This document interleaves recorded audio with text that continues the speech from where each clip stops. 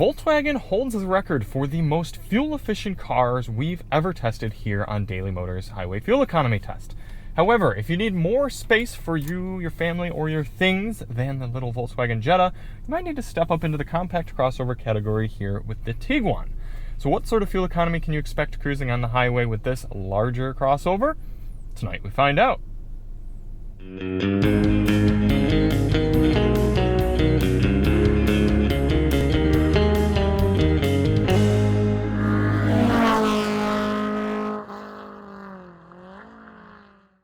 Hey everybody, it's Charlie from Daily Motor. Today we've got the real-world highway fuel economy test on the 2025 Volkswagen Tiguan.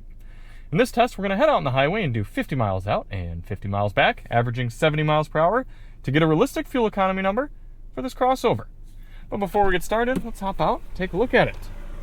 Yes, entirely redone for 2025. I apologize that there is a loud thing behind me here, but we're still able to see the very boldly styled Volkswagen Tiguan. Coming in a nice lighter green color, I do appreciate that. We're going to be spending the whole week with the car and giving you my full pros and cons review. So if you want to see that, check the link below. We've also got a dedicated review of the Harman Kardon audio system, so you can find all that below. So why do we do this test? Well, the EPA's highway fuel economy test, which gives this trim of the Tiguan 32 miles per gallon, that test only averages 48 miles per hour. We know there are plenty of people who do big miles on the highway at higher speeds and would like to know what sort of numbers you can realistically expect here in the real world. So in order to test that out, I'm going to head out here at night when there's less traffic. We're going to go fill up the car, go out and do 100 miles, come back, fill up at the same pump using the same 3-click fueling method, and get a result. Now, a few things to note for tonight. Outside temperature will be right about 70 degrees Fahrenheit, actually maybe a little bit lower now, closer to 67 or so. Tire pressures will be set at their door placard 41 psi cold. Yeah, it's kind of high, isn't it? And we're going to run the climate control at 73 degrees auto. Interestingly, if you get a base Tiguan, the S model, the EPA suspects that you will get 2 miles per gallon better on the highway. It gives it 34 MPG, but this one simply 32. So without any further ado, let's head to the test. We are all fueled up. We've got the trip computer reset, although I'm going to reset it one more time since we've been sitting here for a moment. Bit of lag in there. Reset that. Reset our GPS. We got our climate control set to 73 auto, and we're ready to begin. We do have a few different drive modes here in the Tiguan. We've got off-road, snow, custom, sport, comfort, and eco. We're going to do this test in eco. We're going to take it nice and easy over to the highway. It's about half a mile away, and pick up the test from there. Now, the goal of this test isn't to hypermile. We're not trying to get the best possible fuel economy for this car, but rather a realistic figure. So in order to do that, we're getting up to highway speed here at a reasonable pace, and I'm going to set the cruise control to a GPS indicated 71 miles per hour. That should allow us to average about 70 over the whole test. Some of you keen-eyed observers and frequent viewers will, one, notice that the airbag light just came on. Thanks, Volkswagen. Really feel safe with that. It's possible it has to do with my backpack in the passenger seat, but unlikely. But no, keen-eyed viewers will also notice that we are taking a different route tonight, and that is because the 5 freeway south in San Juan Capistrano is closed due to a bad accident of some sort, or some reason that the police officers felt it necessary to close the highway. So we are heading north to try a new route. It's entirely possible it'll go poorly. This is a Thursday night. I don't like testing fuel economy on Thursday nights either, but that's just what we're doing tonight, I guess. The traffic seems to be a little busier on Thursdays as opposed to Mondays, Tuesdays, or Wednesdays. More people doing things. But anyway, aside from my rambling, the vehicle's speed readout seems to be dead accurate with the GPS. That's kind of cool. So we'll be settling in right at 71 miles per hour. And we do have travel assist. Man, I really hope that airbag thing isn't going to beep throughout this whole drive. That'll be frustrating. We do have Volkswagen's travel assist, a little active lane keeping. We'll see how that works throughout the drive. Initial highway impressions, though, so far so good. Seems average, adequate for road noise. Okay. So I'm going to continue on with the test, catch up with you at the end, and test out this Harman Kardon sound system with some members-only tracks. In the meantime, enjoy this time lapse of the entire trip. Also, for some reason, even though we're set at 71, it's only doing 70. So am I going to have to go up to 72? Yeah, and there's the airbag thing again. Hopefully this isn't a sign.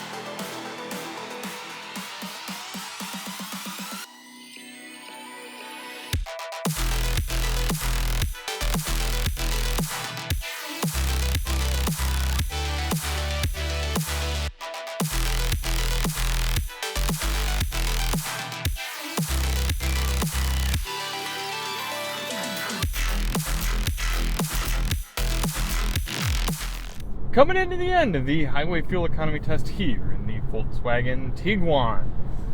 Turns out it was a little bit of a mistake to take the route that I did. It's pretty clear now on the 405 getting back here in Orange County, but I tried going up the 605 to the 105, I think it was. 110 maybe, it's probably the 110. That didn't work out very well. It was just a lot of 60-ish miles per hour. So I've got our speed set now a few miles per hour high in order to bring that average up a little bit, but we're definitely still going to be a little bit low. So we might give a kind of a half mile per gallon round down. Oh, thing going right over us there. But a little unfortunate there. Hey, sometimes you just gotta do what you gotta do.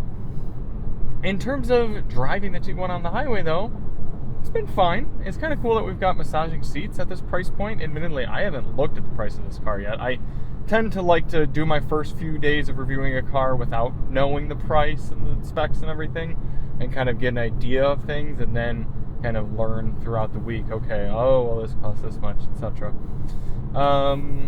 Active lane keeping surprisingly weak. I found situations driving where just had a little bit of kind of resting my hand on the steering wheel, and it sort of just pulls over to the right and then doesn't really fight me much. It just kind of hangs out on the right then.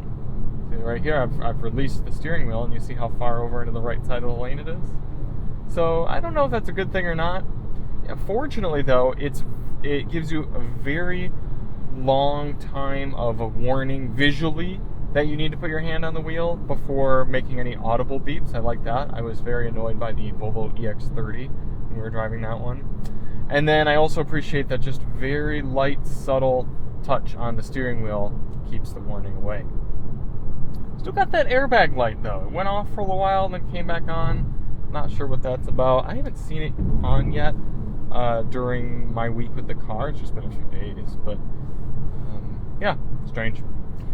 Tack shot, looking just a hair under 2,000 RPM, cruising around 71 miles per hour, so fair enough. Sound system's a little bass heavy though, so if you are curious about that, check the link below. Kind of an interesting tune on that one. So we're going to be a little low on mileage today. I kind of had to turn around where I just had to pick a place, so we're going to be coming in probably about 93 miles.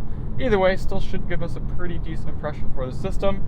So I'm going to get it back to the old pump, fill it up, and then crunch numbers with you in the daylight. Back here and all fueled up the next day. Now, despite that not being the cleanest run, I do still think it's a useful data point and should be fairly reflective of what you're going to get here in the Tiguan in the real world cruising on the highway. We ended up doing a total of 93.7 miles and put in 2.817 gallons. 93.7 miles traveled divided by that 2.817. It's given us, okay, 33 miles per gallon. So just a tad lower than the vehicle's readout, if I remember correctly.